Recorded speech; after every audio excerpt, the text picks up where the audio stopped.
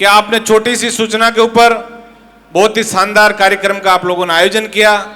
और एक मैसेज पूरे राजस्थान के अंदर दिया। क्योंकि जब 3 दिन पहले हम यहाँ आए और कार्यक्रम के सिलसिले में जब भी जिससे चर्चा हुई, चाहे वो प्रशासनिक अमला हो, चाहे यहाँ का प्रबुद्धजन हो, उन्होंने एक ही बात कही कि राजस्थान के अंदर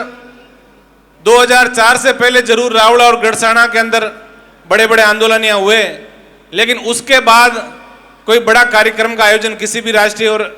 दूसरी पार्टियों का नहीं हुआ। लेकिन मैं धन्यवाद देना चाहूँगा यहाँ के युवाओं को और शुक्रगुजार हूँ यहाँ के बुजुर्गों का, जिन्होंने अपना अति महत्वपूर्ण समय निकाल के और आज एक किसान का बेटा हनुमान बेनीवाल जो व्यवस्था परिवर्तन की लड़ाई पूरे राजस्थान के अंदर लड़ रहे हैं, उनको आप संबल देने के लिए यहाँ कोने कोने से आप लोग पधारे हैं। पूर्व वक्ताओं ने सारी बातें आप लोगों के समक्ष रखी, अपने अपने विचार भी रखे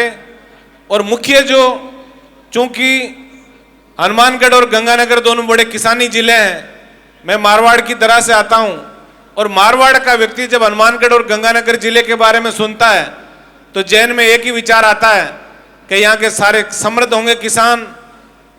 राजस्थान के अंदर हनुमानगढ़ और गंगानगर में बड़ा सिंचित क्षेत्र है, लेकिन पिछले 3 दिन में जब यहाँ गांव गांव और अनेक जगह जाने का मुझे अवसर प्राप्त हुआ, मैंने एक चीज देखी कि यहाँ का किसान मारवाड़ के किसान से भी ज्यादा दुखी नजर आया। मैं यही बात आपको कहना चाहूंगा कि किसानों को दोनों राष्ट्रीय दलों ने कहीं पे जाति के नाम पे, कहीं को धर्म के नाम पे,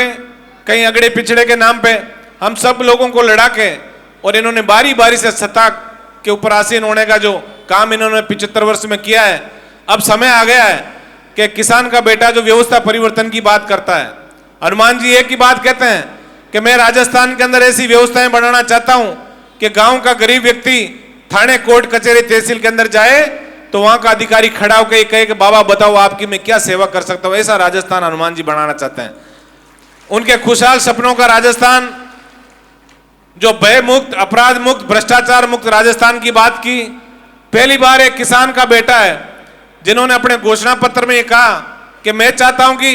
प्रदेश का किसान जो कर्ज मुक्त होना चाहिए, टोल मुक्त राजस्थान होना चाहिए, सारी जो किसानों की समस्या है, किसान को खाद के लिए लाइन में नहीं लगना पड़े, पेट्रोल डीजल की जो बढ़ती जो दरें हैं वो कम हो। इसके साथ साथ अनेक ऐसे मुद्दे हैं जिसके ऊपर हमें ईमानदारी से सोचना पड़ेगा। मैं तो इतना ही निवेदन आप सबसे करूंगा, किसान का बेटा हूं और यहाँ रावड़ा गढ़साना की मजबूत धरा है, आप लोग एक ही संकल्प लें। अब 75 वर्ष देश को आजाद हुए हो गए, हमें भी अपने बच्चों की चिंता करनी है कि हमारे बच्चों के हक और अधिकार के लिए कौन व्यक्ति लड़ रहा है। एक ही किसान का बेटा हनुमान बेनीवाल जो रात और दिन जाग के आपका झंडा, किसान और जवान का झंडा राजस्थान में कैसे बुलंद हो, इस व्यवस्था के अंदर लगा हुआ है। तो ऐसे व्यक्ति को आप थकने मत देना, दोनों हाथों से आप हमेशा आशीर्वाद बनाए रखना, ये मैं आपसे अरदास करके जा रहा हूं। मैं एक बार पुनः इस कार्यक्रम के समस्त आयोजकों को दिल की गहराइयों से धन्यवाद देना चाहूंगा कि आपने बहुत ही शानदार कार्यक्रम का आयोजन किया।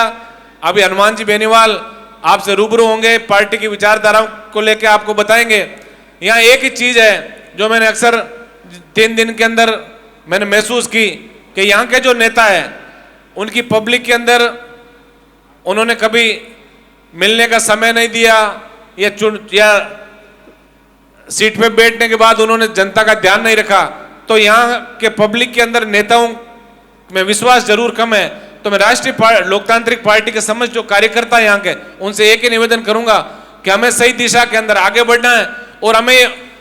एक विश्वास जो हमारी पार्टी का है वो इस क्षेत्र में कैसे कायम हो, इस बिंदु पे आपको गहराई से सोच के और इसी दिशा के अंदर आपको काम करना है। एक बार पुनः मैं आप सब लोगों का दिल की गहराइयों से धन्यवाद ज्ञापित करते हुए अपनी वाणी को विराम दूंगा और इस आशा और उम्मीद के साथ कि राजस्थान के अंदर जो दोनों जिले गंगानगर और हनुमानगढ़ है जो आज नशे की गिरफ्त में बहुत तेजी से जा रहे हैं, तो युवाओं से मैं विशेष नशा मुक्त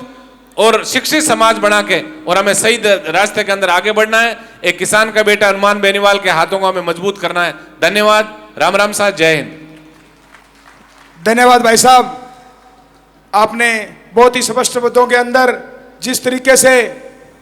यहाँ की जो अभी किसानों की स्थिति है और जो पूरे मारवाड़ उधर की स्थिति है उनका